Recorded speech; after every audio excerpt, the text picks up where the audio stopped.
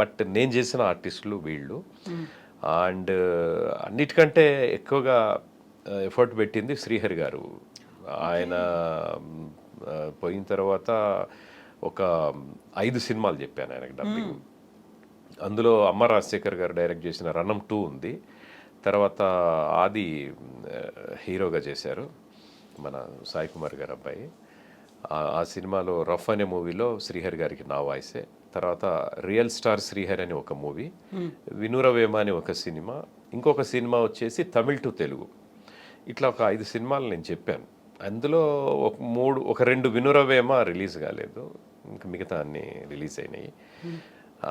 అదొకటి great experience. ఒకసారి యాక్చువల్గా శ్రీహరి గారితో డాన్ సీను అనే సినిమాలో ఒక వాయిస్, ఒక సీన్ బ్యాలెన్స్ ఉంది, సెన్సార్కి వెళ్ళాలని చెప్పి నాతో చెప్పించారు. అది ఆయన చూసుకున్నారు. చూసుకొని ఎవరు చెప్పారు ఇది, నేను చెప్పినట్టు అనిపిస్తుంది కానీ నా వాయిస్ కాదు, ఎవరు చెప్పలేదు అన్నాడు. అంటే ఇది బ్యాలెన్స్ పెట్టిండు సార్, ఇది సెన్సార్కి పోదు, ఆర్సీఎం రాదని ఆర్టిస్ట్ చెప్పారు. సరే అని ఇమ్మీడియట్గా పిలిపించాడు. అంటే మా ఇన్ఛార్జ్ సుబ్బారావు అన్న, నువ్వు ఎక్కడున్నా ఇమ్మీడియట్గా రావాలంటే అదేందన్న అంటే శ్రీహరి గారు నీతో మాట్లాడాలంటున్నారు అని. అంటే నేను ఇక్కడ ఉన్నాను, కమలాపురి కాలనీలో ఉన్నాను స్టూడియోలో. సరే రామానాయుడు స్టూడియోలో ఆయన ఉన్నారు, రమ్మంటే వెళ్ళా. వెళ్ళిన తర్వాత బయటికి రాగానే చూసి, ఓహో ఈయన చెప్పిన మన సినిమాలో చెప్తాడా డబ్బింగ్, విలన్లో చెప్పిన హనుమంతు సినిమాలో చెప్పిన. హనుమంతు సినిమాలో ప్రదీప్ రావత్ గారికి చెప్పించారు ఆయన, చంద్రమహేష్ గారు డైరెక్టరు. అవునన్నా అంటే, మరి నా వాయిస్ ఎట్లా క్యాచ్ చేసినావు అని అడిగాడు. అంటే కొద్దిగా మిమిక్రీ టచ్ ఉందని. అంటే అచ్చా మిమిక్రీ అయితే ఇవన్నీ చెప్తారా ఇట్లా, ఎవరు వాయిస్ అయినా చేస్తావా అంటే, కాదన్న కొద్దిగా మీ వాయిస్ బాగా చిన్నప్పటి ప్రాక్టీస్ చేస్తున్నా వచ్చింది అని అంటే. తర్వాత ఒక స్వీట్ వార్నింగ్ ఇచ్చారు, నాకు చెప్పకుండా మళ్ళీ ఇట్లా చెప్పొద్దు ఎప్పుడు. నేను కావాలనే కొన్ని సినిమాలు ఆపుతా, కొన్ని సీన్లు ప్రొడ్యూసర్కి డబ్బులు రావాలి. నేను ఇట్లా బ్యాలెన్స్ పెట్టినావని నువ్వు చెప్పుకుంటూ పోయినావు అనుకో, సినిమాలు రిలీజ్ అయితే నాకు డబ్బులు రావు, నిన్ను అడుగుతా చూడాలి, అమ్మని దండం పెడతా. నేను చెప్పాను అన్న. తర్వాత ఆయన మాకు అన్న శ్రీహరి అన్న అక్కడ బాలనగర్లో ఉన్నప్పుడు విజయరామరాజు అని మా బంధువు ఒక ఆయన ఆ ఏరియాలో కార్పొరేటర్ ఉండే, ఆయన పేరు చెప్పిన ఎందుకైనా మంచిదని. అది తెలుసు రాసాబ్ తెలుసు నాకు, ఇట్లా మనోడివే లేను అది అన్నాడు. తర్వాత ఇక ఆయన చనిపోయిన తర్వాత స్టార్ట్ చేసే మొదటి సినిమాకి ఆయనకి నేను చిన్న ఇది నివాళి అర్పించి, అన్న ఇది మీరు లేరు కాబట్టి చెప్తున్నాను అని మనసులో అనుకుని స్టార్ట్ చేశాను. అయితే చాలా గొప్ప ఆర్టిస్టు, వాయిస్తో ఎక్స్పెరిమెంట్ చేసిన ఆర్టిస్టు శ్రీహరి గారు. అంటే ఇప్పుడు మనకు మగధీర డైలాగే తీసుకుంటే, శతధ్రువంశం 100 మందిని చంపిగానే చావని వీరవంశం మాన్సింగ్, నువ్వు చెప్పినవన్నీ ఉట్టి పిట్ట కథలు బుర్ర కథలను నిరూపిస్తాను. ఏ భైరవా, యువరాణిని వదిలిపెట్టు, నీకు ప్రాణభిక్ష పెడతాను. అక్కడ నాకు ప్రాణభిక్ష పెడతావా, హుదాహుమే అంటే ఆ గ్రౌలింగ్స్ గ్రఫ్ చేయటం.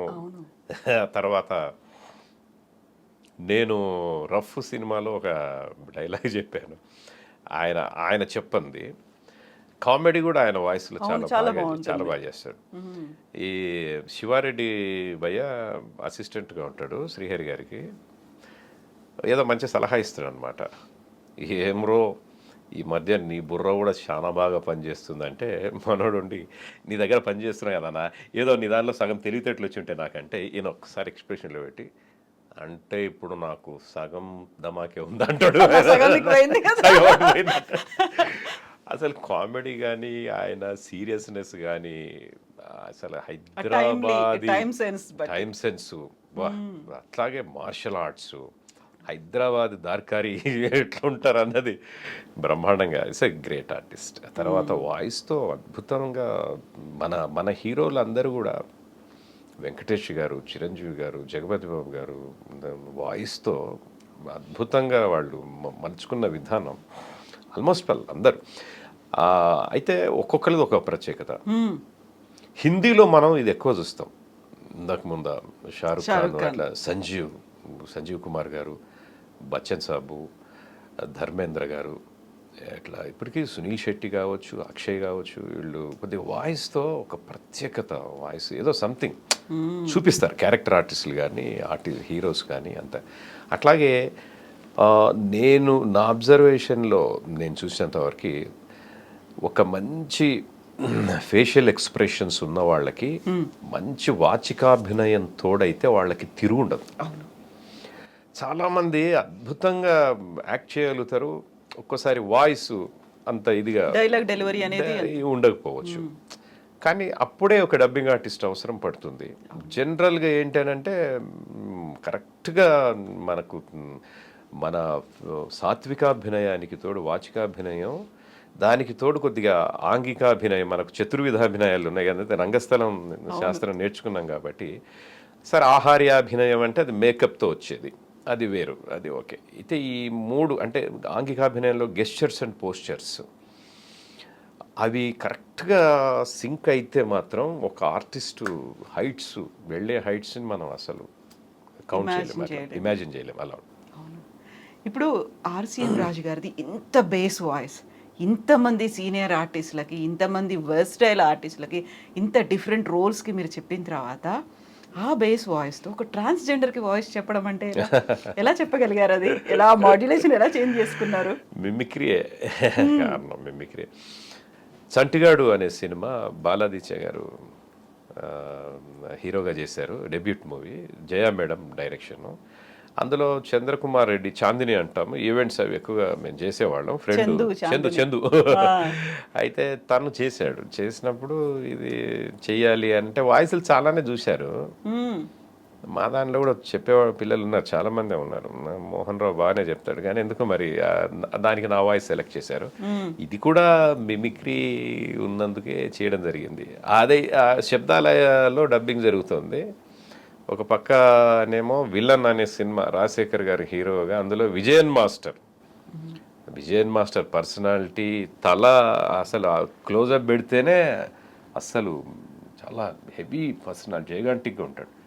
ఆయనకు ఇటు విలన్కి చెప్తున్నాను అదొక వాయిస్, ఈ పక్క థియేటర్లో ఈ సంటిగాడు జరుగుతుంది. ఇది అసలు రెండు ఎలా బ్యాలెన్స్ చేసామని అందరూ నవ్వేవాళ్ళు. అసలు